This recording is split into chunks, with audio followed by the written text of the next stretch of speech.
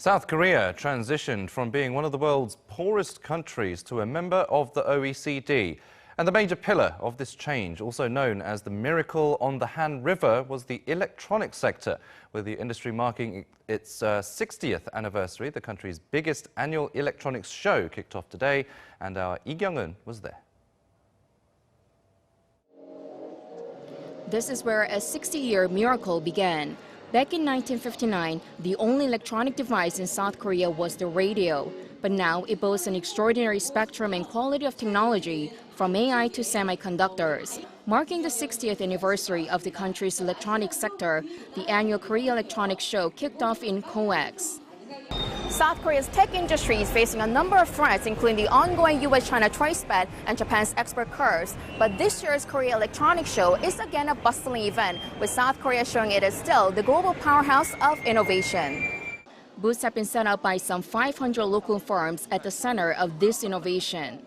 The tech giants Samsung and LG are displaying the world's first foldable smartphone and rollable TV. And startups have brought out their original products, including a mirror that uses facial recognition AI to check their users' health. Running through this Friday, the show is expected to attract more than 70,000 visitors, and they say this event is special. I see a lot of innovative products here. Here, there's like big booths. Each vendor has their own. Also, the Chinese products, everyone was selling the same thing. And they had the same unit price. There was no difference. There was a lot of competition. So I didn't get a lot of, interest from that. These technologies not only benefit the lives of ordinary people, but also national security. We've teamed up with the Defense Ministry to make car relays that replace mechanical switches with semiconductor switches.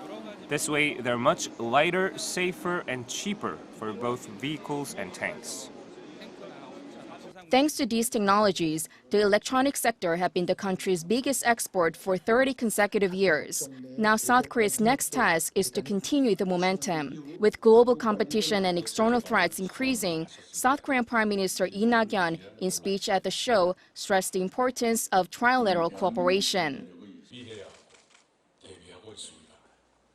Joint cooperation among the government, conglomerates, and startups is critical for South Korea to maintain its advantage in the global race for innovation, particularly in localizing the production of parts and equipment while diversifying trade partners. The show is expected to contribute to achieving those goals by providing a platform that brings together interest groups from home and abroad. Lee Kyung-eun, Arirang News.